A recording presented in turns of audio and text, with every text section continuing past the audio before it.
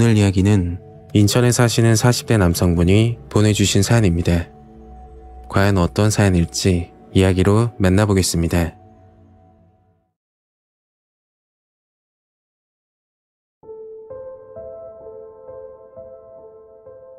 지금부터 12년 전에 겪은 무서운 사건입니다. 그 당시 너무 무서워서 집에만 있었던 기억이 나네요.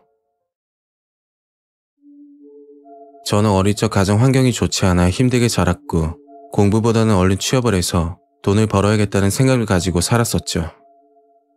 군대를 다녀오고 나서 밤낮 가리지 않고 일만 했고 힘들게 모은 돈을 가지고 조그만 치킨집을 시작했습니다. 장사는 생각보다 잘 되었는데 그 덕에 작지만 제 이름으로 된 집까지 마련했죠. 그때는 그 행복이 영원할 줄 알았습니다. 하지만 딱 거기까지였죠. 어느 정도 여유가 생기니까 부모님 생각이 들었고 난생 처음 여행을 보내드리려고 알아보던 중이었습니다.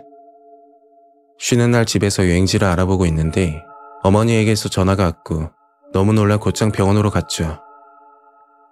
전화 내용은 아버지가 심근경색으로 쓰러져 응급실에 실려갔다는 이야기였습니다. 정말 슬프지만 심정지 시간이 길어 이미 뇌 손상이 진행돼 의식 회복이 힘들 수도 있다고 하더군요. 그 후로부터 일은 제쳐두고 아버지 병간호에 신경을 쓰면서 지냈죠. 물론 아버지 옆에 어머니가 계셨지만 어머니도 건강한 몸이 아니었기 때문에 아버지를 간호하다 오히려 잘못될까 싶어 제가 더 신경을 썼던 것 같습니다. 그렇게 어머니와 저는 노력을 했지만 아버지는 2년간 의식 없이 계시다 결국 돌아가셨죠. 장례를 치르고 나서 슬픔도 가질 시간도 없이 저는 일터로 나가야 했습니다. 그게 2년간 아버지 병원비와 생활비 그리고 가게에 들어가는 각종 비용을 내다 보니 적자가 났고 모아둔 돈은 이미 바닥이 난 상태였죠. 남은 건 제 명의로 된 집 한 채뿐이었는데 그마저도 세금 미납으로 위태로운 상황이었습니다. 가게를 예전처럼 운영하지 않았던 탓인지 매출이 눈에 띄게 줄었고 그 후로 6개월 정도 버티다 폐업을 하게 됐죠.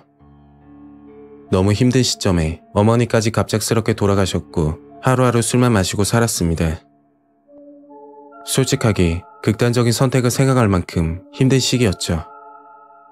그렇게 폐인처럼 살다 오래전에 알던 친구를 만나게 됩니다. 중학교 때부터 알던 친구인데 결혼을 한다고 연락이 오더군요. 평소 연락 한 통 없다가 결혼 핑계로 연락이 온 것 같아 기분이 좋지 않았지만 결국 마음을 비우고 축하를 해주러 갔죠. 그 계기로 인해 그 친구와 가끔 연락을 주고받게 됐고 같이 일을 시작하게 됩니다. 친구는 술집을 운영했는데 간판만 술집이고 실제는 그게 아니었죠. 그것은 술집으로 위장한 소규모 도박장이었는데 회원만 받아서 운영을 하고 있다고 하더군요.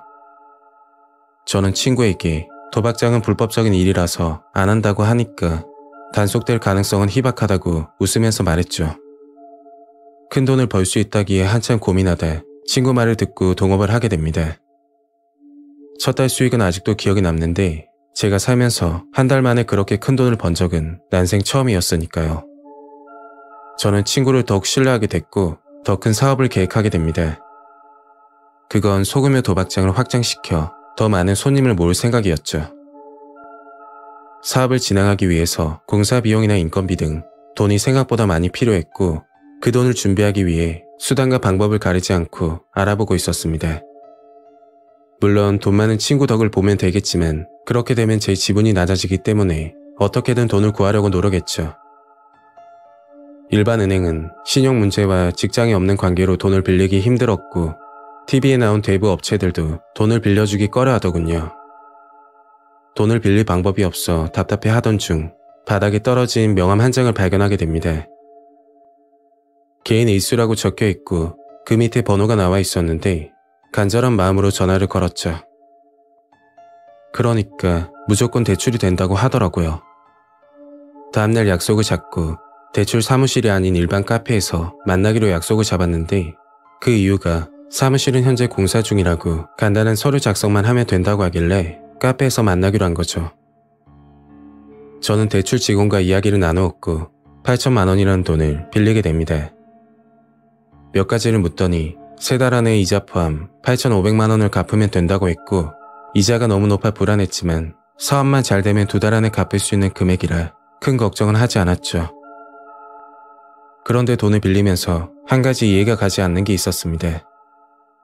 그건 신체 포기각서라는 서류였는데 이게 뭐냐 물었더니 그냥 형식상 하는 거라며 말을 흐리더군요.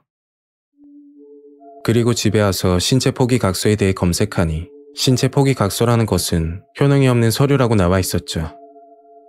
그렇게 기분 좋은 꿈을 꾸고 나서 다음날 친구를 만나 사업 자금을 건넸고 며칠 후 사건이 일어나게 됩니다.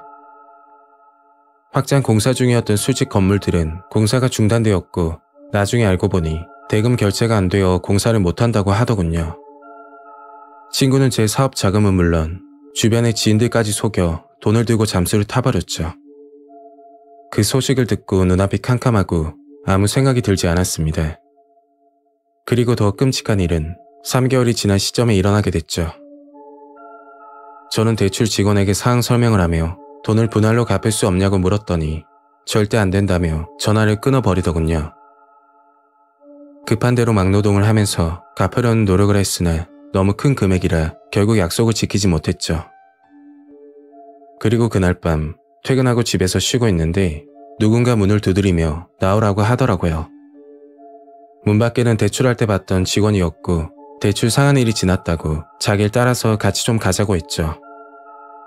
저는 겁이 나서 이 시간에 어디 가냐고 물었더니 잠깐이면 된다고 하는 겁니다. 얼떨결에 옷을 입고 그 남자와 집을 나섰고 문 밖에는 검은색 봉고차 한 대가 서 있더군요. 남자는 문을 열어주더니 차에 타라는 손짓을 했고 저는 봉고차에 올라타자마자 뭔가 잘못되었다는 사실을 알게 됐죠. 그게 봉고차 안에는 낯선 남성들이 타고 있었는데 제가 타자마자 검은색 천으로 제 눈을 가리고 조용히 하라고 말을 하더군요. 앞은 보이지 않고 너무 무서워서 아무 말도 하지 못하고 앉아 있었습니다. 대략 30분 정도 차로 달리고 나서 차는 멈췄고 차에서 내려 어디론가 끌려가게 됐죠. 그리고 눈을 감싸던 검은색 천을 벗었는데 정말 충격이었습니다. 눈을 뜨자마자 본 건 원룸방 정도 되는 규모의 지하실이 보였고 손이 닿지 않는 곳에 조그만 창문이 있었죠. 바닥에는 각종 끈들이 널브러져 있었는데 그것보다 더 놀랐던 건 이런 지하방들이 수십 개는 보이더군요. 마치 지하에 있는 감옥이라고 표현하면 될 것 같습니다. 순간 위험을 감지하고 살려달라고 소리치면서 애원하고 있으니까 멀리서 누가 걸어오는 겁니다. 덩치는 굉장히 크고 머리는 반삭을 한 깡패 느낌이 드는 남자였는데 저를 한참 쳐다보더니 말을 하더군요. 아저씨, 지금부터 딱 3일 줄 테니까 돈 입금해. 만약 입금 못하면 쥐도 새도 모르게 처리할 수도 있으니까 조심하고. 라고 하면서 종이 한 장을 줬는데 종이에는 계좌번호가 적혀 있었고 아래에는 1억이라는 금액이 적혀 있었습니다.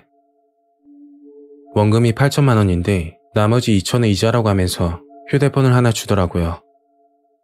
이 전화로 지인에게 연락해 돈을 빌려 갚으라는 말이었는데 그게 마음처럼 쉽지 않았죠. 저는 경찰에 신고하려고 생각도 했지만 바로 옆에서 남자 하나가 감시하면서 통화 내용도 엿듣고 있어 신고도 불가능했습니다. 1억이라는 돈을 선뜻 빌려줄 지인도 없는 데다가 제 휴대폰도 아니라 연락처도 기억이 나지 않는 상황에 정말 미치겠더라고요. 그때 문득 생각나는 번호가 하나 있었는데 아버지 병간호할 때 개인적으로 연락을 주고받던 담당 의사 선생님이었습니다. 지푸라기라도 잡는 심정으로 선생님에게 전화했고 뭔가 위험한 사항을 아신 건지 선생님은 돈을 입금해 주셨죠. 입금을 확인한 그 남자들은 제 눈을 가리더니 봉고차로 집까지 데려다 주더군요. 그 일당들이 집도 알고 있는 상황이고 당장 신고했다가 저는 물론 의사 선생님까지 보복할까 싶어 신고도 하지 못했죠. 다음날 선생님을 찾아가 겪은 일을 말씀드렸고 정말 감사하다고 큰절을 올렸습니다. 그 사건 있고 나서 열심히 일을 했고 빌린 돈에 이자까지 쳐서 갚았죠. 그 인연으로 간혹가다 병원에 들려 선생님께 안부 인사를 하며 잘 지내고 있습니다. 만약 그때 선생님이 돈을 빌려주지 않았다면 전 어떻게 됐을지 너무 무섭고 섬뜩합니다. 쉽게 돈을 벌려고 하다 바닥까지 내려갔던 제 인생인데 현재는 택시회사에 들어가 결혼까지 하고 잘 지내고 있습니다. 저에게 사기를 쳤던 친구는 어디에 있는지 알 길이 없었죠. 제가 이용했던 곳은 인천에 있는 미소대부라는 곳이었는데 아무리 급해도 안전한 곳에서 빌리시는 게 좋을 것 같습니다.